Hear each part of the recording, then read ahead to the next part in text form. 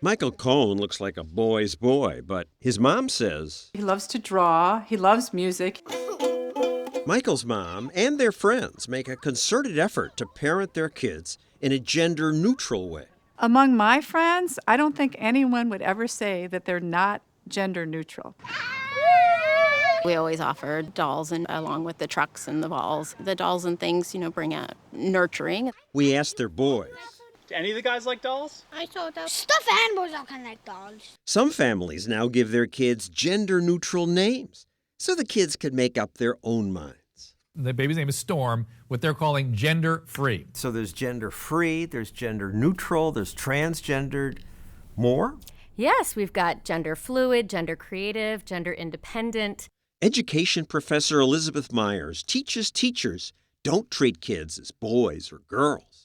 She raises her own son that way. He asks us, am I a boy or a girl? And I ask him, well, do you feel more like a boy or more like a girl? And he says, I feel like a boy. It's like, okay, well, then we're going to call you a boy unless at any point you feel like something different. And how is this parenting working out? We were at the playground, and he said, Mama, this playground is for everybody. Boys can play, girls can play, transgender kids, and kids who don't feel like a boy or a girl can play. He sounds like he's living propaganda. Garbage that you've indoctrinated him with. I know some people would say that. Dr. Leonard Sachs says it. But the great mistake that Dr. Meyer and others are making is the notion that in order to ensure equal opportunity, we have to put our heads in the sand and pretend that gender doesn't matter.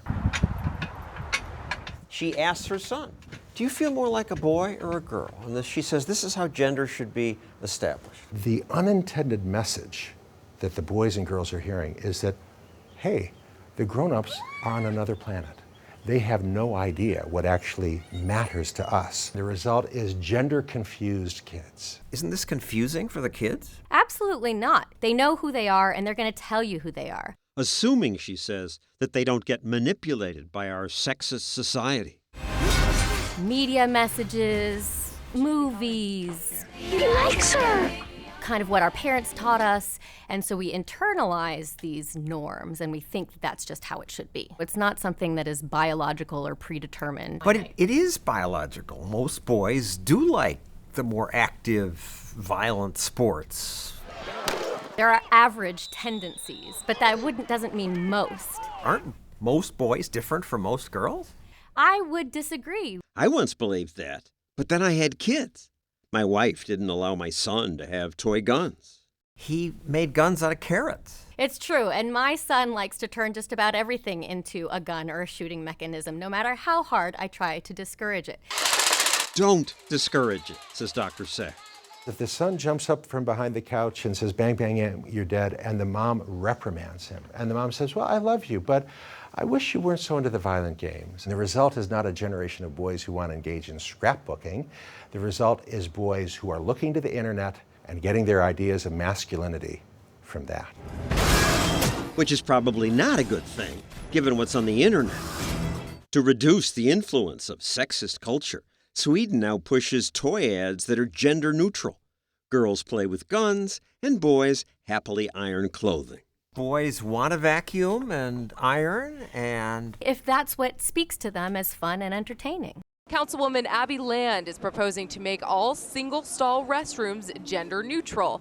The latest trend in Hollywood and on college campuses is to get rid of the boy-girl label.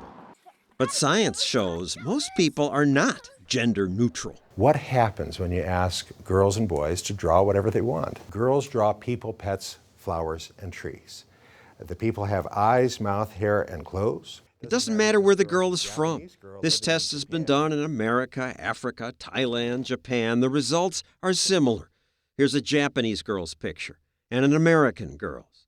But the great majority of boys are drawing something profoundly different. They're trying to draw a scene of action. They sometimes just look like a bunch of squiggles because it's action. Maybe they draw differently because they've been exposed to sexist parents and sexist society that leads them to do this. That's exactly what I learned when I was earning my PhD in psychology 30 years ago. And then researchers got the bright idea of giving the same choice to monkeys. We've got 3 different studies now. Human, chimpanzee, or monkey. The males want to play with the truck. Why? Because it's got wheels. It goes kaboom. Movement. Movement, action. Girl monkeys prefer to play with the colorful plush doll. So these differences are clearly hardwired, not socially constructed, because they're found in 4 primate species. Yet feminist professors still teach students gender differences are exaggerated. Some of this is just anti-science propaganda from you people in teachers' colleges. Gender differences are actually quite small. All social is not biological innate wishes? Some people feel that these approaches are extreme because they're very uncomfortable with them. It shakes their worldview. Yeah, it shakes mine because I think it's mostly wrong.